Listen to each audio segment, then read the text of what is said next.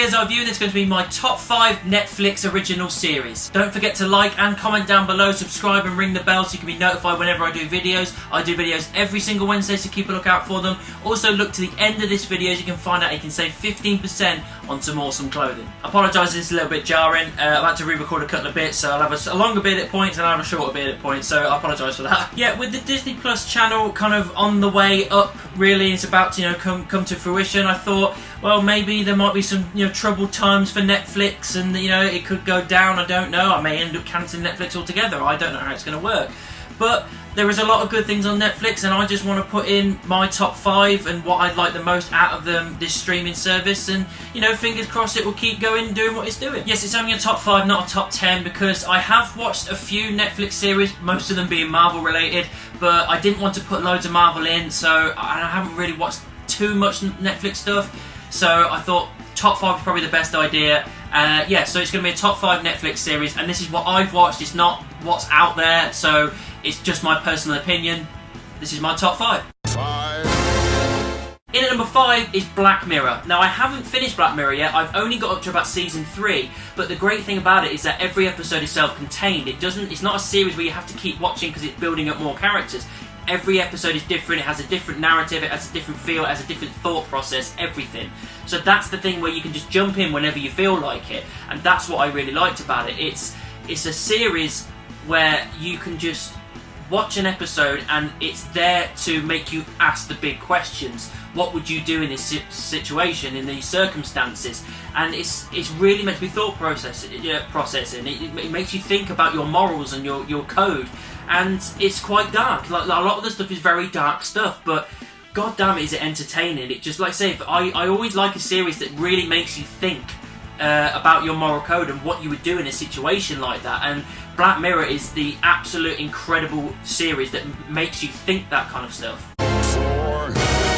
In number 4 is Afterlife. This is quite a new one, and it's not a very big series. It's 6 episodes long. It's The Mind of Ricky Gervais, and it's a kind of dark comedy about his wife that's died from cancer, and she's telling him via video to do this, do that, stop being miserable, make sure you feed the dog, the blah blah blah.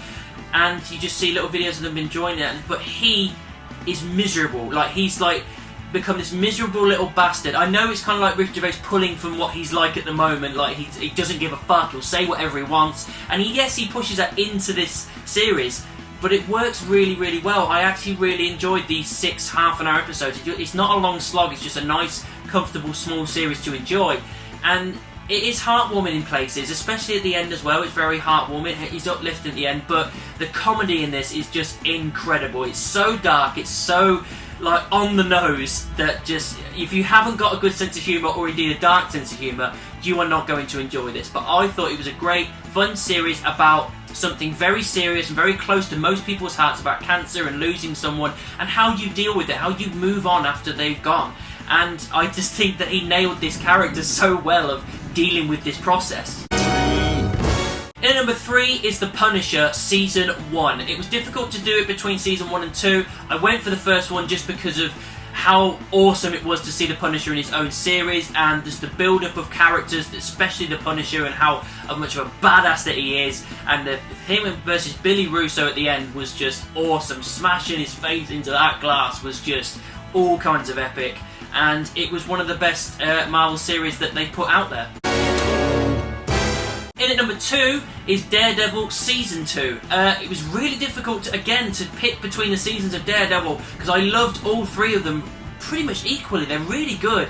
But I just edged it over in Season 2, purely because I think the characterization between Daredevil and the Punisher being introduced was incredible. Yes, we had Wilson Fisk kind of on the back burner a little bit, but goddamn, I just love seeing Daredevil running around in his proper red suit doing what he does, and then the conflict of Punisher to say, no, I'll do what I can, I'll shoot this person if I have to. And it was just really awesome to see that characterization, all the while pushing forward of him being a lawyer, you know what I mean? Because they didn't push on it too much in the first season, or indeed in the 3rd season, but in this, they really pushed on, no, I can do this shit as well. And I just think the characters were given so much more flavour, so much more time to be awesome, and yeah, it was just a really good, solid Marvel series.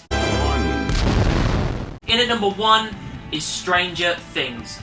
Everything about this is epic. I know it's quite nostalgic because obviously it's based in the 80s. There's going to be certain things like Star Wars and Back to the Future and all this kind of stuff that kind of really hit home for me as a kid. But just the way that they put this together, it felt like a Steven Spielberg film of kind of E.T. type feel, with monsters and people with powers and this girl called Eleven. Just everything about it, like these little kids as well with Dustin and everything, just this little team together. It felt like Stand By Me a little bit as well. The way that they pushed these kind of old school movies and shows into this series and made it feel so nostalgic, all the while fresh, interesting and a fun story.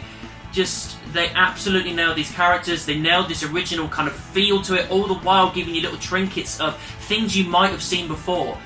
It was amazing. Everything about it was awesome. The characters were brilliant. Eleven was great. Hopper was awesome. The Demogorgon type thing was great because it had that thriller feel to it, where it was scary when you go into the Upside Down or when they appear in the real world, and they just nailed every kind of little bit that you could have from a film or a TV show, and just pushed it all together in this big mixing bowl, and it made Stranger Things. I can't remember the last time I watched an original series that wasn't based off a comic book or another film or another TV show or anything like that. It was just its own thing, and I enjoyed it that much. It was an absolutely outstanding TV series. Well done, Netflix. Time to save 15%. This video is sponsored by the Glory Collective. Apparel, accessories and prints. Use promo code GLORYBEARD15 to get 15% off all purchases. The Glory Collective. For the seekers. So that's my top 5 Netflix series. What are yours? Let me know down in the comments. Make sure you subscribe and ring the bell. If you want to find me on social media, click any of these. Links are all in the description. And I'll see you soon.